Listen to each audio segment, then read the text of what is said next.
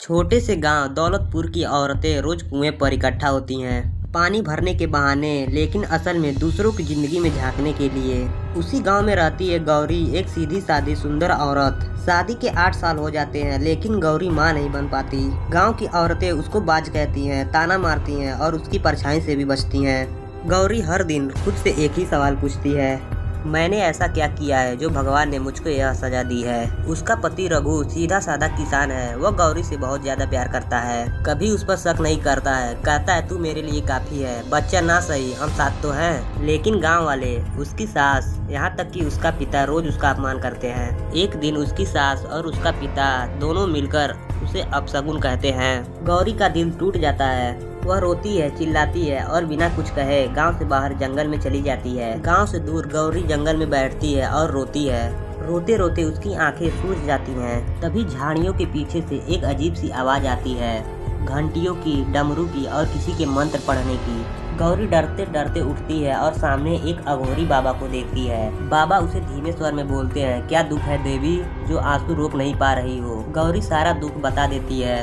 बांझपन, अपमान और समाज का तिरस्कार, सब कुछ बाबा ध्यान से सुनते हैं, फिर मुस्कुराते हैं और कहते हैं, अगर तू सच में माँ बनना चाहती है तो एक रास्ता है, लेकिन वह सीधा नहीं है। उसके लिए हिम्मत चाहिए, बलिदान चाहिए। गौरी बिना सोचे कहती है, कुछ भी करूंगी बाबा, बस एक बार माँ बना दीजिए। बाबा आंख बंद करते हैं और कहते हैं, हर पूर्णिमा की रात विशेष तंत्र विधान करना होगा और हर पूर्णिमा की रात को एक नवजात शिशु का बलिदान देना होगा। रात्रि के राक्षस सारव को तब तुझमें जीवन का बीज बोया जाएगा। गौरी डरती है, लेकिन उसके माँ बनने की चाह उसके डर से ज्यादा बड़ी थी। अगली पूर्णिमा आती है। गौरी चुपचाप गांव के गलियों में घूमती है, किसी नवजात बच्चे की तलाश में। एक घर में कुछ दिन पहले ही बच्चा हुआ होता है।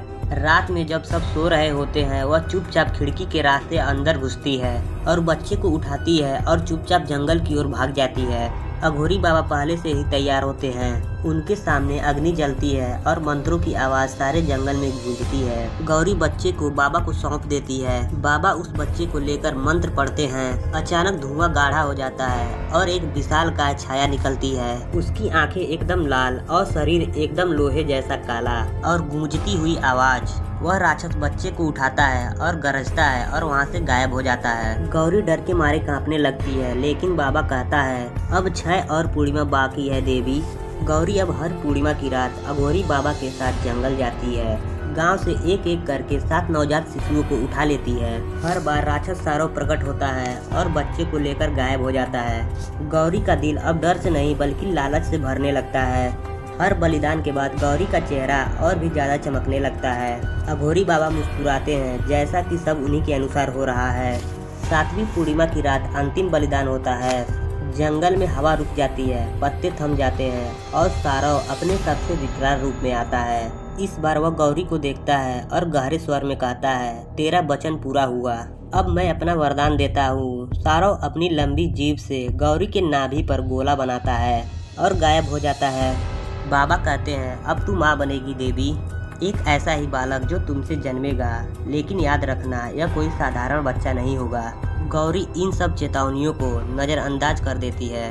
वह अब बस माँ बनना चाहती है। कुछ हफ्ते बाद गौरी को चक्कर आने लगते हैं। वह सब डॉक्टर को बुलाते हैं। डॉक्टर बताते हैं कि गौरी माँ बनने वाली है। गौरी खुशी के मारे रो पड़ती है। रघु भी बहुत ज्यादा खुश होता है और अब गांव वालों की जुबान भी बंद हो जाती है।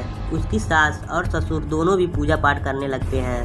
हर कोई अब उसकी सेवा करता है। लेकिन हर रात गौरी को एक सपना आता है, मंत्र, आग, बच्चों की चीख और लाल आंखों वाला राक्षस। उसका पेट धीरे धीरे बढ़ता है, लेकिन साथ ही साथ उसका स्वभाव भी बदल जाता है। वह चिड़चिड़ी हो जाती है, नींद में बड़बड़ाने लगती है और कभी कभी रात में अकेले जंगल की ओर जाती है, जैसे कोई उसे बुला रहा हो। आखिरकार वह दिन आता है। गौरी को दर्द होने लगता है। दर्द असहनीय होता है। दाई बुलाई जाती है, लेकिन वह जैसे ही घर में घुसती है, कुत्ता भौंकने लगता है, आंधी चलने लगती है और आसमान में बादल गरजने लगते हैं। दाई डर के मारे भाग जाती है। रघु अकेले ही गौरी की मदद करता है। जोरदार चीख के साथ बच्चा जन्म लेता है, लेकिन वह साधारण बच्चा नहीं बल्कि एक दानव शिशु होता है। उसके सर पर 2 काले सींग होते हैं और आंखें एकदम लाल होती हैं और उसकी आवाज़ रोने की नहीं बल्कि गर्जने की होती है। गौरी डर के मारे पीछे हटती है और रघु भी एकदम दंग रह जाता है। बच्चे की आंख में आग जल रही थी। वह अपनी माँ की ओर देखता है और मुस्कुराता है। अगले दिन जंगल में अघोरी बाबा फिर प्रकट होते हैं। वह पहले से कई गुना जवान और ताकतवर दिखते हैं और उनका चेहरा एकदम चमक रहा है। गौरी डरते हुए बाबा से पूछती है, बाबा यह क्या हुआ मेरे साथ? मेरा बच्चा ऐसा क्यों है? बाबा कहते हैं, वह तेरा बच्चा नहीं बल्कि मेरा अंश है। गौरी की रूह कांप जाती है। बाबा आगे बताते हैं, जिस सारों को तुम 7 पूर्णिमा तक बुलाया वह कोई अलग राक्षस नहीं था, वह मैं ही था। मैंने तुझे माध्यम बनाया। उन 7 बच्चों की आत्मा को चूस कर मैं खुद को जवान और अमर बना लिया हूँ और तेरा बच्चा मेरी छाया है। वह बड़ा होगा और इस धरती पर अंधेरा फैलाएगा।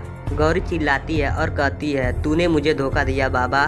तब बाबा कहता है, यह धोखा नहीं बल्कि एक सौदा था। तू माँ बनी और मैं अमर बना।